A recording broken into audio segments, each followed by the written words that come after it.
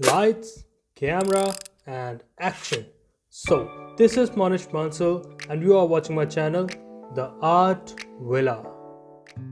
This is the part 3 of the tutorial How to Sketch a Realistic Portrait. अगर आपने पहले के part नहीं देखे हैं, डोंट वरी, लिंक मैंने डिस्क्रिप्शन में दे दिया है और आई बटन में भी शो हो रहा होगा. आप जाएं, first of all go and watch the part 1 and part 2 and then come back to this video of part 3 of how to sketch a realistic portrait. तो अगर आपने इस ट्यूटोरियल का पार्ट 1 एंड पार्ट 2 देख लिया है तो आप सब जानते होंगे कि हमने लास्ट टाइम एक बेसिक पोर्ट्रेट बनाकर छोड़ा था जिसमें हमने लगभग सब कुछ ड्रॉ कर लिया था और आज हम उसमें ऐड करेंगे डिटेलिंग्स, हाइलाइट्स, थोड़ा सा डार्कर शेड और बैकग्राउंड जिससे हमारा पोर्ट्रेट कंप्लीट हो जाएगा. So by don't wasting the time, let's just start the video. तो जैसा कि आप देख सकते हैं मैंने सबसे पहले हेयर से स्टार्ट किया है. मैं जो हेयर्स के बॉटम एरिया है उसको डार्कर कर रहा हूँ as compare to the upper hairs ताकि उसमें एक टेक्सचर आए, एक ओरिजिनलिटी आए.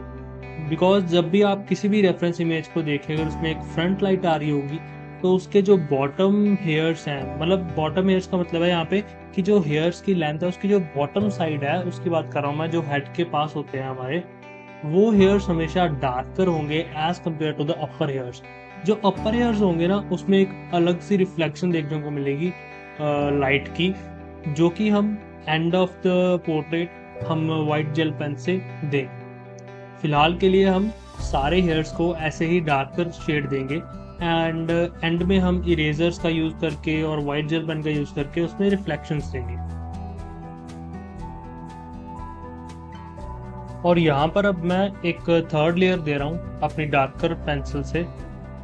थोड़ा सा मैंने डार्कनेस को बढ़ाया है, यानी कि मैं 2B और 3B का यूज कर रहा हूँ यहाँ पे, जिससे मैं उसको एक डार्कर शेड दे पा रहा हूँ. मैं डार्कर शेड क्यों दे रहा हूँ? ताकि अगर हम हेयर्स को ध्यान से देखें तो फ्रंट वाले हेयर्स की डार्कनेस और जो बैक हेयर्स होते हैं ना उनकी डार्कनेस डिफरेंट होती है. तो वो टेक्सचर, वो ओरिजिनलिटी देने के लिए मैं उसको थोड़ा सा और डार्क कर रहा हूँ. और अगर यहाँ पर इस सेगमेंट पे आप देखें तो जो रेफरेंस इमेज है हमारी उसमें ना हेयर्स में थोड़े से गैप्स थे, फ्रंट वाले हेयर्स में ना जो गैप्स थे थोड़े से.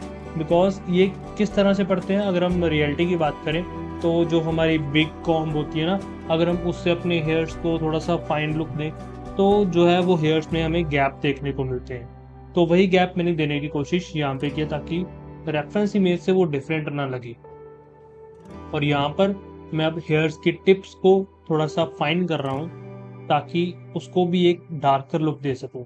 हमेशा ना जो वाइट रिफ्लेक्शन होगी वो ना मतलब हेयर्स के मिडल में दिखाई देगी, ना तो टिप पे दिखाई देगी, ना ही हमारे हेड की स्टार्टिंग पे जो हेयर्स होते हैं उसमें दिखाई देगी. रिफ्लेक्शन जो है वो हमेशा मिड एरिया में दिखाई देगी हेयर्स के, जो कि हम एंड में ड्रॉ करेंगे. ऐसे ही मैं साइड हेयर्स को भी डार्कर कर रहा हूँ बिकॉज वो एकदम साइड में चले जाते हैं तो वो बिल्कुल ही डार्क होंगे, वो डार्कर शेड होगा. और ध्यान रखें इस बात का कि आप अपनी पेंसिल को अगेन एंड अगेन शार्प करते जाएं ताकि वो हेयर्स के पतले और फाइन स्ट्रोक्स हमारे पास दिखाई दे. और जो साइड के भी बॉटम वाले हेयर्स हैं उनको भी एक्स्ट्रा डार्क करना है, जैसा कि आप वीडियो में देख पा रहे हैं.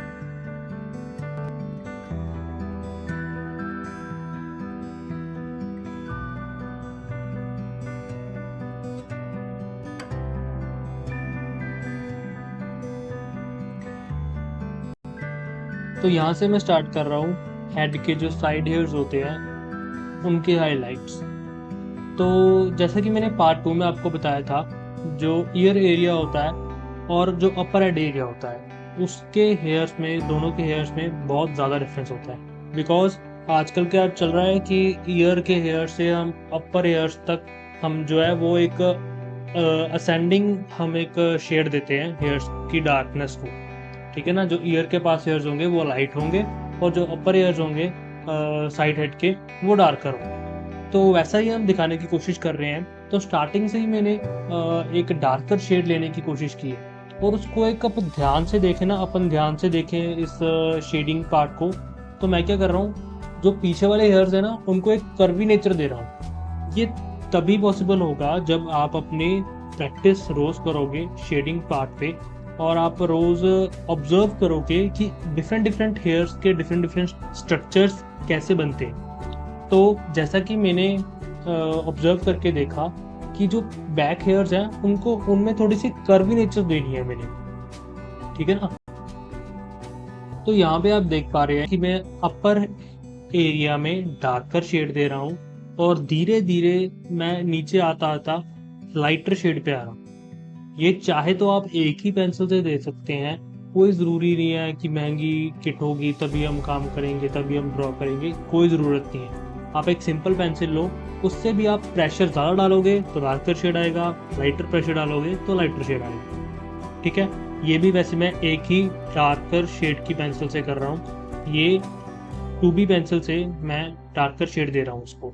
बाद में मैं 4B और 6B का यूज करके अपर वाले हेयर्स में और डार्कनेस लेकर आऊंगा, बट फिलहाल मैं 2B पेंसिल से ही अपर के भी हेयर्स बना रहा हूँ और डाउन एरिया के भी हेयर्स बना रहा हूँ। अब मैं लाइटर शेड देने के लिए अपनी पेंसिल को लाइट प्रेशर के साथ ड्रॉ कर रहा हूँ। एक ही पेंसिल यूज करने का एक और फायदा है, आपको टेक्सचर सेम मिलता है, आपको जो कलर की क्वालिटी है वो सेम मिलती है, बट आप आगे वाले हेयर्स में उसको मिक्सअप कर पाते हैं। इसके साथ ही अब मैं थोड़ा थोड़ा शेड डाउन वाले हेयर्स में भी दे रहा हूँ। डाउन वाले हेयर्स को बिल्कुल ही व्हाइट नहीं छोड़ रहा जो हमने पार्ट 2 में किया था, बल्कि उसमें थोड़ा थोड़ा मैं लाइटर शेड दे रहा हूँ। तो अब मैं रैंडमली जो पेंसिल है उसको चला रहा हूँ दोनों अपर और बॉटम पार्ट में, ताकि वो मिक्सअप हो पाए।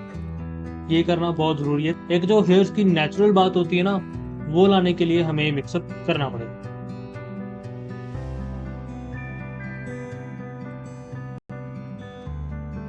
और अब यहाँ पर हम अपने फेस में थोड़ी सी हाईलाइट्स दे रहे हैं कि हम एक तरह से साइड फेस दिखा रहे हैं, यानी कह लो 2/3 पार्ट हमें फ्रंट फेस दिख रहा है और 1/3 पार्ट हमें जो है साइड फेस दिख रहा है। तो ऑब्वियस सी बात है कि वो साइड फेस थोड़ा सा डार्कर टोन पे ही होगा।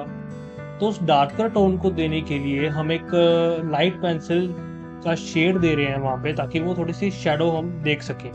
और बाद में उसको मेकअप ब्रश के साथ मैं ब्लेंडिंग कर रहा हूँ, ताकि वो साइड फेस की जो शेडो है वो हेयर्स में भी दिखाई दे और फेस पर भी दिखाई दे। आप अगर ध्यान दो ना कभी एक फेस स्ट्रक्चर पर, जो बियर्ड के जस्ट ऊपर वाला एरिया होता है, वहां पे हमें काफी ज्यादा शेडो देखने को मिलती है।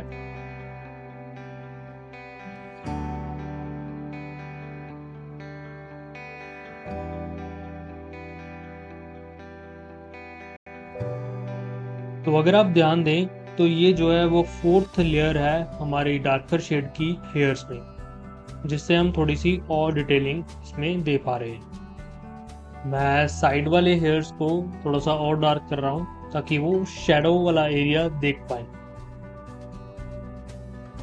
और धीरे धीरे जो लेफ्ट साइड जाते जाते हम लाइटर शेड पे आते जाएंगे, मतलब डार्क लाइट शेड नहीं कर रहा, डार्कर शेड कम कर रहा हूँ। अब हम बात करेंगे मेरे फेवरेट पार्ट जो बियर्ड की डिटेलिंग है उसके बारे में। ये भी हम ईयर से ही स्टार्ट कर रहे हैं, मतलब कलम से स्टार्ट कर रहा हूँ मैं बियर्ड को ड्रॉ करना। इस वाले रेफरेंस इमेज में हमें काफ़ी कम जो है वो कलम दिखाई गई है, ठीक है, बियर्ड काफ़ी ज़्यादा है, ठीक है। तो बियर्ड का टेक्सचर दिखाने के लिए हम क्या करेंगे, डार्कर पेंसिल चूज़ करेंगे फर्स्ट ऑफ ऑल। ये मैंने 4B पेंसिल यूज़ कर रहा हूँ अभी मैं, बाद में 6B और 8B का भी यूज़ करेंगे।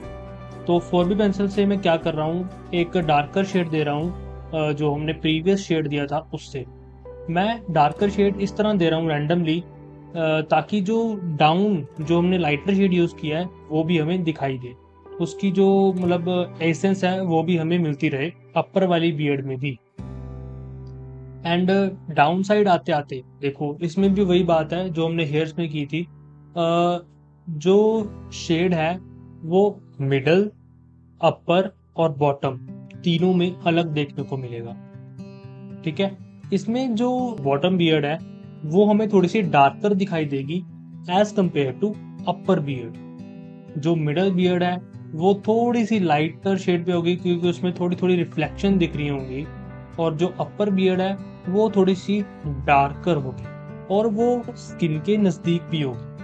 बिकॉज अगर आप देखें ध्यान से तो हमें जो स्किन के पास है वहां पर भी हमें लाइट हेयर्स दिख रहे होंगे, काफी लाइट हेयर्स होते हैं वो। और बात करें पोर्ट्रेट में तो वो भी दिखाने काफी जरूरी होते हैं ताकि आप एक रियलिस्टिक इमेज दे सको अपनी पोर्ट्रेट। और ऐसे ही हम अपनी सारी बियर्ड को ड्रॉ कर लेंगे डिफरेंट शेड देते हुए। और कोई ज्यादा टेंशन नहीं लेनी कि ये अपर पार्ट है तो इसमें लाइटर शेड देना है, ये मिडल पार्ट है। आप रैंडमली शेड दें, एक बार आप रैंडमली शेड दे दें ताकि वो ओरिजिनलिटी आए।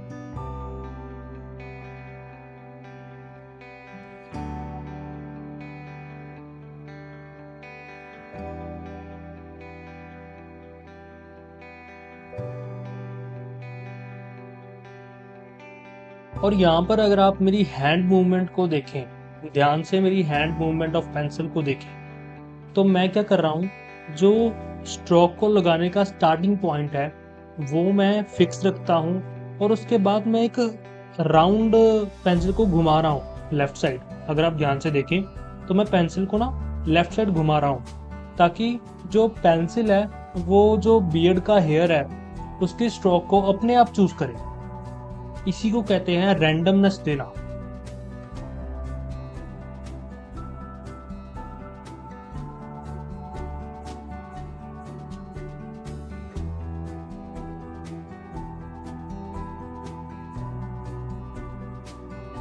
एंड जो बियर्ड के कुछ हेयर्स होते हैं ना बॉटम एरिया के, वो नेक की डायरेक्शन में हम बियर्ड को कर देते हैं, एंड वाले हेयर्स को।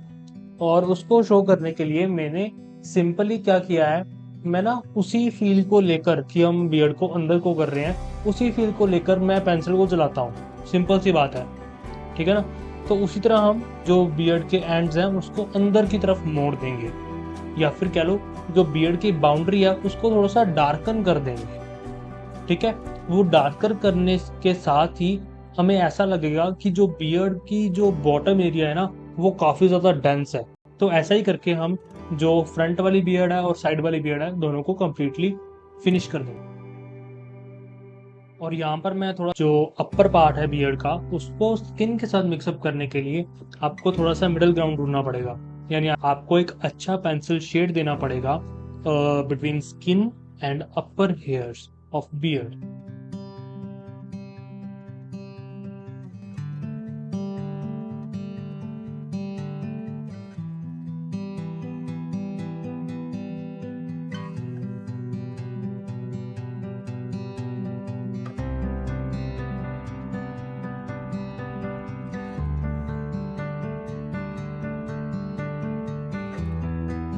बाकी अब हमारा जो बियर्ड है वो कम्प्लीटली शेड हो चुकी है। और अब हम थोड़े से हाईलाइट्स देंगे सभी फीचर्स पर, जैसे कि lips, moustache, eyebrows, eyelids, eyelashes, सभी जगह हम थोड़े थोड़े हाईलाइट्स देंगे।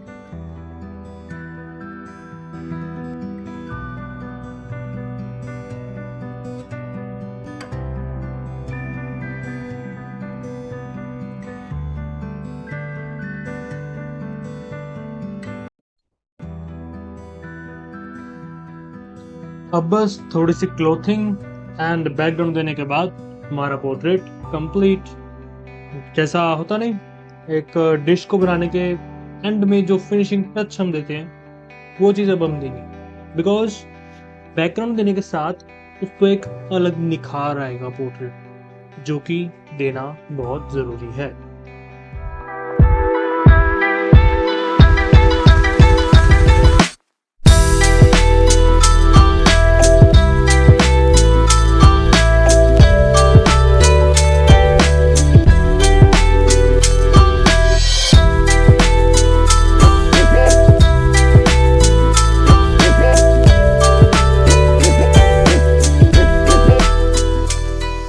So thank you so much guys यहाँ तक बने रहने के लिए, इस पूरे ट्यूटोरियल को देखने के लिए, बिकॉज अगर आप कुछ इस ट्यूटोरियल से सीखे होंगे तो मुझे बहुत खुशी मिलेगी।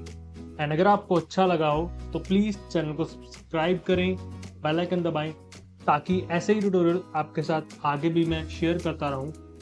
तब तक के लिए thank you, take care, see you in the next video.